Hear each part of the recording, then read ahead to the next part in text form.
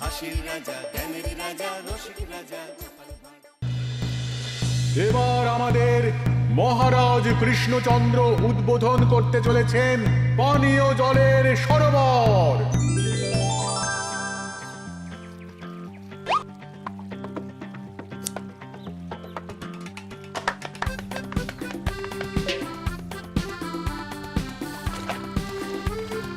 এই নাও রানী, আজ এই জলে রাজবাড়ির রান্না হবে।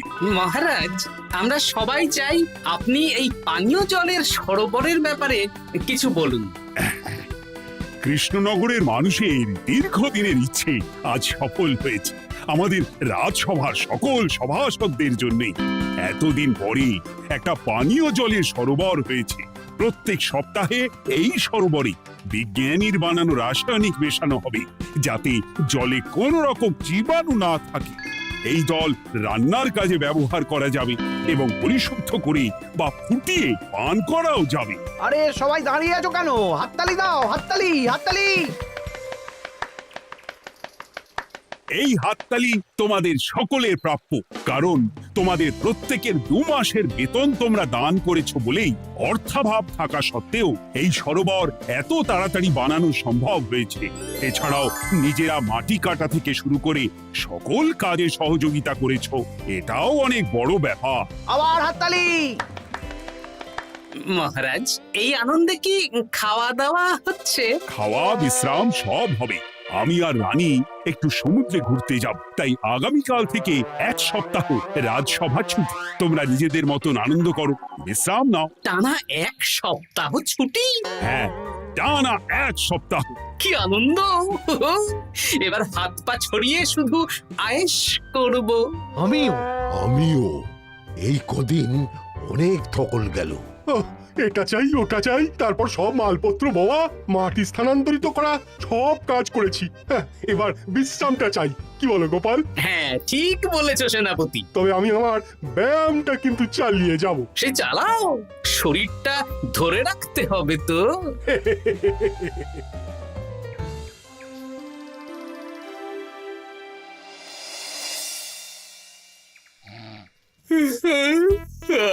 বলি এত ঘুম তো ভালো নয় গো, একটু ব্যায়ামও তো করতে পারো, বুড়িটা একটু কম তো। কি হবে গিন্নি, সুস্থ শরীরকে ব্যস্ত করে এই বেশ ভালো আছি, সুখে আছি।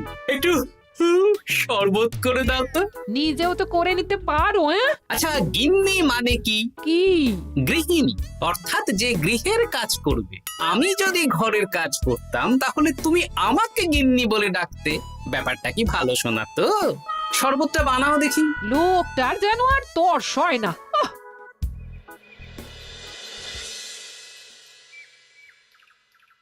এই 137, হ্যাঁ 138, হ্যাঁ 139, হ্যাঁ 140। গিন্নি, কোথায় গেলে? কি হলো?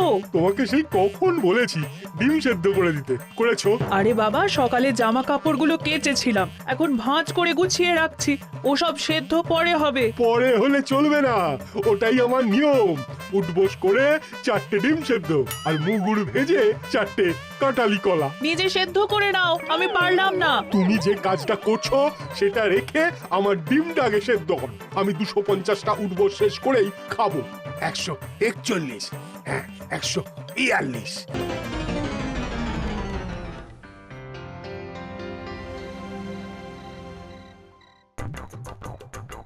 ওগিনি, তোমার পিঠে একটু সুড়সুড়ি দিয়ে দাও তো। আমি এখন সন্ধে দেব, ওসব সুড়সুড়ি টুসুড়ি দিতে পারবো না বাপু। তুমি তুলতুলে হাতে সুড়সুড়ি দিলে ঘুমটা তাড়াতাড়ি চলে আসবে। এই ভর সন্ধেবেলা ঘুমোবে কেন? যাও একটু পায়চারি করে এসো। না, এখনো তো পায়চারি না, এখন শুধু বিশ্রাম। দাও দাও দাও দাও, সুড়সুড়ি দাও, সুড়সুড়ি দাও। এই লোকটা জ্বালিয়ে মারলো। গিন্নি, একটু ওই কাঁচা লঙ্কা, কচি শসা, কুচো পেঁয়াজ আর ওই সর্ষের তেল দিয়ে মুড়িটা মাখো, বুঝলে? তুমি তো নিজেও মেখে নিতে পারো বাপু, সব কিছুতে আমাকে কেন আদেশ করো? আদেশ না লক্ষ্মী বউ, আমার অনুরোধ। তোমার মতন মুড়ি কি আমি মাখতে পারি? না না না, মেখে ফেলো দেখি, মেখে ফেলো, মেখে ফেলো। একটা কাজ নিজের হাতে করবে না। ওহ, কি জ্বালাতন রে বাবা।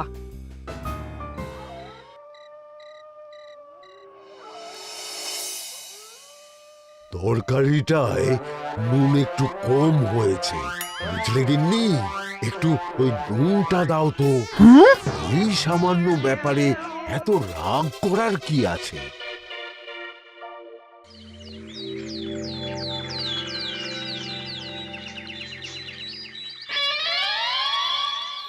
এই একটু জল ভরে নিয়ে যাব, একটু শান্তিতে রান্না করব তার জো নেই। কর্তা বাড়িতে আছে, আমার হাড় বাস জ্বালিয়ে দেবে। আমার দুঃখের কথা আর কি বলি দিদি ভাই, সারা দিন এটা ওটা বায়না তো ছিলই, কিন্তু এখন ছুটি পাওয়ার পর থেকে যেন বায়না বেড়ে গেছে। আমার কর্তা তো এমনিতেই আরাম প্রিয়, এখন দেখছি ঘর থেকে বেরোতেই চাইছেন না। সারাক্ষণ শ্বশুরে দাও, এটা খেতে দাও, হাত পা টিপে দাও। আর যদি না কথা শুনে উল্টে বলি নিজে করে নাও, তাহলেই বাবুর গোসা হয়। যদি অভয় দেন তাহলে ছোট মুখে একটা বড় কথা বলবো। বলো বলো। আপনারা একটা কাজ করতে পারেন, যখনই আপনাদের কর্তারা আপনাদের কিছু একটা কাজ করতে বলবেন, তখনই বলে মুখ ঘুরিয়ে নেবেন, দেখবেন তারপর সেই কাজ নিজেই করে নিচ্ছে। কিন্তু এতে যদি রাগ করে? রাগ করে আর করবেটা কি, সেই তো দিনের শেষে নিজের ঘরে নিজেকেই ফিরতে হবে। বরং আপনাদের এড়িয়ে যাওয়া দেখে ভাববে আপনারা হয়তো রেগে আছেন, তেতে আছেন, সেই ভয়ে নিজেরাই নিজেদের কাজ করে নেবে। ঠিক বলেছ বুদ্ধির মা। সোজা আঙুলে ঘি না উঠলে আঙুল বেঁকিয়ে ঘি বের করতে হয়, না হলে ঘিয়ের বোতলে তাপ দিতে হয়। ঠিক বলেছো, তোমার এই বুদ্ধিটা বেশ ভালোই দিয়েছো। আমিও আজকে থেকে এই পদ্ধতিটাই অনুসরণ করব। বেশি কথা বললেই ভাবে বেশি পাত্তা দিচ্ছি, নিজের ওজন ধরে রাখতে হবে, যাতে স্ত্রীদের তপে স্বামীরা কাঁপে। এবার সব কাজ নিজেরাই করবে, আর আমরা শুধু রান্না করে খালাস। করবে মানে করতে বাধ্য হবে।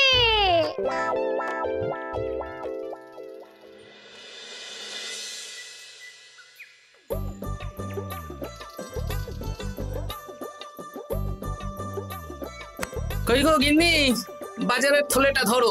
উফ, বাবারে বাবা, কি গরম, চাবিটা ফেটে গেল গো। কই গো, নিয়ে যাও। যা বাবা, কিন্তু কথাই শোনে না। আরে বাবা, আমি কখন থেকে হাঁকছি বাজারের থলেটা নিয়ে যাও, কোনো কথা কানেই তোলো না। এ নাও দেখো, তোমার পছন্দ মতন কই মাছ এনেছি, আজকে তেল কই রেঁধো কেমন। ওর কি, আমি স্নানে গেলাম, ভালো করে কষিয়ে রান্না করবো, হ্যাঁ, দুপুরে পেট ভরে খাবো। হ্যাঁ, এই তোমায় কি হুহু রোগে পেয়েছে নাকি? যাই বলি তাতেই একটাই উত্তর, হুহু। কি মন্ত্রী মশাই, অনেক দিন হয়ে গেল আমাদের হাতে কোনো কাজ নেই। এখন কি আর গোপালের পেছনে লাগবেন না নাকি? দূর, অনেক তো পিছনে লাগলাম, কিন্তু ফলের ফল তো কিচ্ছু হলো না, উল্টে আমার বদনাম হলো আর তোরাও ফেসে গেলি। তাই আর না। তাহলে এখন কি হাত গুটিয়ে বসে থাকবেন? এখন সুস্থ শরীর ব্যস্ত করতে চাইছি না, বুঝলি? পুজো ছাড়া তো সেইভাবে বড় ছুটি পাই না, কিন্তু অনেক বছর পর এক সপ্তাহ টানা ছুটি পেয়েছি, তাই এই ছুটিটা খেয়ে দিয়ে আয়েশ করে উপভোগ করতে চাই। মা, বেশ টাটকা ফল এনেছেন তো। খাবি? আপনি খাওয়ালে আমরা আবার না করতে পারি নাকি? দাঁড়া, তোদের গিন্নিমাকে বলছি কেটে দিতে। কই গো, শুনছো? কই গো? গিন্নিমা তো কোনো সাড়াই দিল না, তাই তো দেখছি। দাঁড়া, আমি রান্নাঘরে গিয়ে বলে আসি।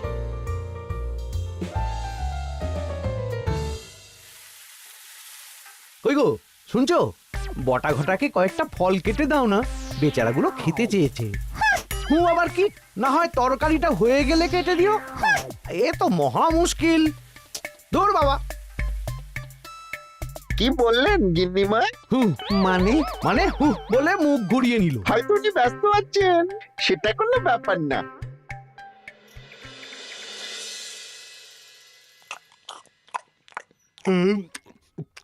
সত্যি তোমার হাতের রান্নায় জাদু আছে। হ্যাঁ, বাহ বাহ। কি হলো গো? হ্যাঁ, সকাল থেকে মুখে কুলু পেটে বসে আছো কেন? তোমার কি কিছু হয়েছে? হুম ওই দেখো আবার হু হু করে। দাও দেখি, আর একটু ভাত দাও। হুম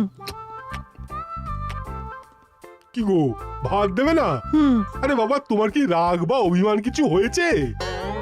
এ তো দেখি কিছুই বলে না।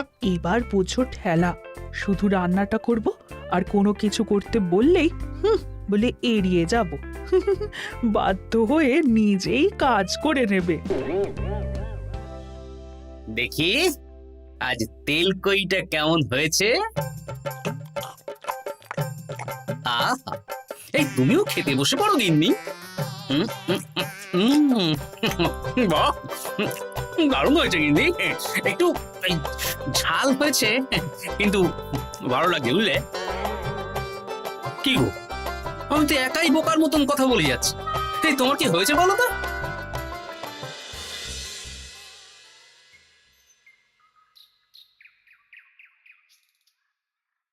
গিন্নি, মুদিখানা থেকে মাসকাবারি সব নিয়ে এসেছি। এবার জায়গার জিনিস জায়গায় ভরে ফেলো তো। কি হলো গো, ভরবে না? কি গো, রাগ করেছো আমার ওপর? নিচে নিচে ভরো ভরো নিচে।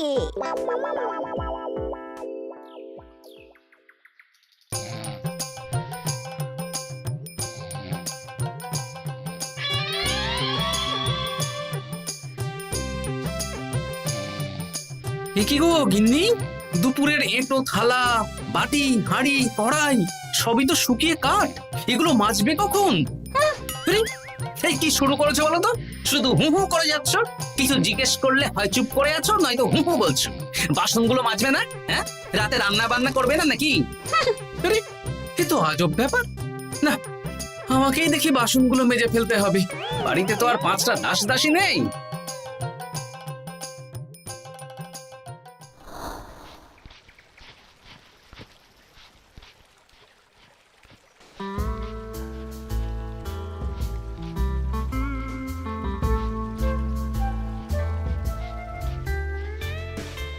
এ কি দাদু, তুমি বাসন মাজছো?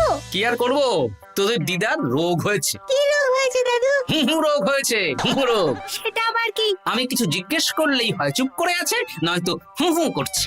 কি কর দাদু, 1 সপ্তাহ ছুটি পেয়েছো, কোথায় আইস করে কাটাবে তা না তুমি বাসন মাজছো। কি আর করবো বল, সবই ভাগ্য। আরে দাদু, তোমার যে ঘটে বুদ্ধি আছে না, তুমি ভাগ্য বদল করে দিতে পারো। হ্যাঁ, দিদা পুনো হল হলে তুমিও তো বাঘাতে তোল। আর দেখি কবে ঠিক হয়, নইলে তো কিছু একটা ব্যবস্থা করতেই হবে।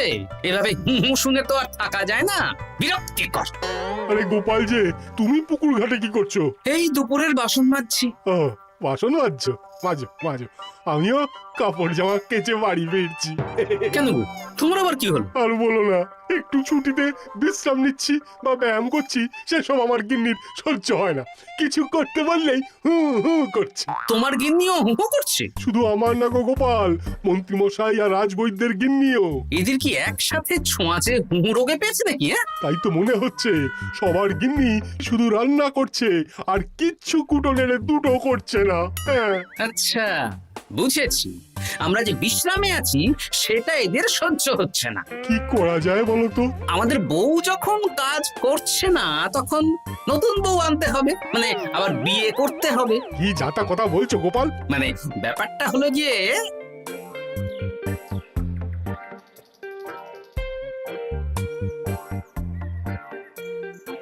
হ্যাঁ, দারুণ বুদ্ধি। তুমি এক কাজ করো, মন্ত্রী মশাই আর রাজবৈদ্যকে এই বুদ্ধির ব্যাপারটা জানিয়ে দাও, আর কাল বিকেল বেলা থেকে আমাদেরও হুহু রোগ শুরু হবে, কেমন? বেশ বেশ।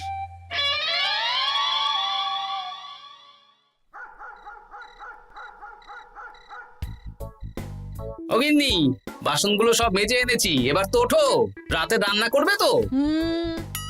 এই তো ওষুধে কাজ দিয়েছে। এভাবেই খাটাবো, ছুটিতে বাড়ি বসে পায়ের ওপর পা তুলে খাওয়া বের করে দেবো, বের করে দেবো। হ্যাঁ, তুমি মনে মনে কি ভাবছো আমি ঠিক বুঝতে পারছি। সারা বছর খাটাখাটনির পর আমার 1 সপ্তাহ ছুটির সুখ তুমি চোখে দেখতে পারছো না। কাল খেলা ঘুরে যাবে।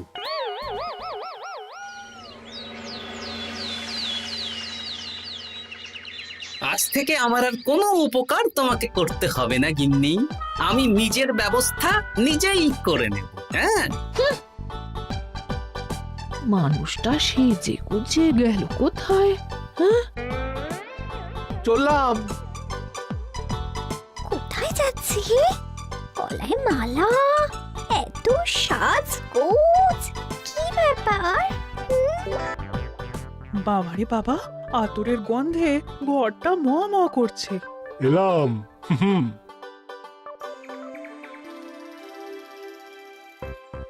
আরে আর বলো না, আমার মানুষটা যে আজকে সকাল সকাল সেজে গুজে কোথায় গেল কিছুই বুঝতে পারলাম না। আমার কথাও তো গলায় মালা পড়ে গেল। আমার কর্তা তো রজনীগন্ধা ফুলের আতর মাখছিল। কোথাও কি কোনো নিমন্ত্রণ আছে নাকি? কিছুই তো বুঝতে পারছি না। আমাদের এই হু হু ওষুধে বেশ কাজ দিয়েছে, কি বলেন? হ্যাঁ, হ্যাঁ, এখন আর বেশি বায়না করছে না। একবার হুক করেছে আর নিজেই সেই কাজ করে নিচ্ছে। আমি শুধু রান্নাটুকু করি, বাকি সব কাজ ওকে দিয়ে করাচ্ছি। কিচ্ছু বলতে হচ্ছে না, বাধ্য হয়ে করছে। আমিও তাই। আজকে তো ভেবেছি খাবার ঢেকে রাখবো, নিজে বেড়ে নিয়ে খাবে। বায়না একেবারে গুছিয়ে দেবো। হ্যাঁ,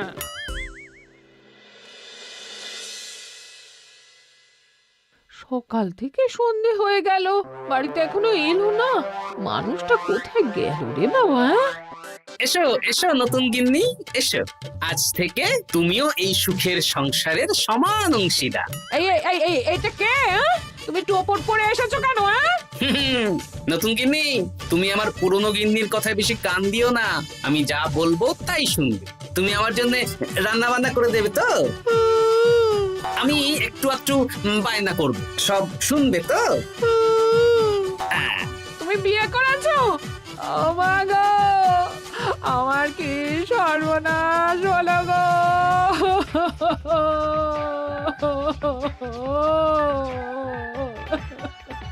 চলো নতুন বউ, মোড়ের মাথায় গরুর গাড়ি দাঁড়িয়ে আছে, চলো চলো চলো। ওগো, তুমি এরকম করো না, আমি আর বাঁচবো না। কেন এত কষ্ট দিচ্ছ? সামান্য হু করার জন্য আরেকটা বিয়ে করলে? আমাকে পিঠে সুড়সুড়ি দিয়ে দেবে তো গো নতুন বউ? এটা কি? এ কি হলো? আমার বন্ধু বান্ধবরা এলে তাদের একটু ফল জলখাবারের ব্যবস্থা সব তুমি করবে তো? ও মা গো, এ কি সর্বনাশ হলো আমার! এই আমার সাথে এটা করতে পারলে আমি কি অপরাধ করেছি? দেখো, ঘরের কাজ আর আমার একটু আধটু বায়না, এগুলোই তোমাকে সামলাতে হবে, বুঝলে? তাহলেই তোমাকে রানী করে রাখবো, কেমন? এই, এটা কে? আমি বেঁচে থাকতে তুমি আবার বিয়ে করলে? ওর কথা শুনো না, তুমি আমার দুয়ো রানী। এ তো দেখছি বড্ড কান্নাকাটি করছে। চলো দুয়ো রানী, আমরা কদিন একটু ঘুরে আসি। চলো, এখনই যাবো। না না না, আরে ওর কথা শুনো না, আমরা ঘুরবো। মোড়ের মাথায় গরুর গাড়ি দাঁড়িয়ে আছে, চলো চলো।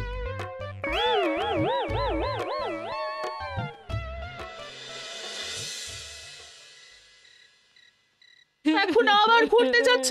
কি আর করবো বলো, আমরা সামান্য 1 সপ্তাহ ছুটি পেলাম, ভাবলাম একটু আয়েশ করে থাকবো, কিন্তু তোমাদের সেই সুখ সইল না, তাই। আমি মানছি আমি ভুল করেছি, তা বলে তুমি আরেকটা বিয়ে করে নেবে? ওকে মালা পরানোর সময় তোমার বুকটা একটু কাঁপলো না? আমার মুখটা মনে পড়লো না? এটা তুমি কেন করলে? আমাকে একটু বুঝিয়ে বলতে আমি আবার আগের মতো তোমার ছোট ছোট বায়নাগুলো পূরণ করে দিতাম। তার জন্য বিয়ে করলে? তুমি কি নিষ্ঠুর? হ্যাঁ? তোমরা সবাই নিষ্ঠুর।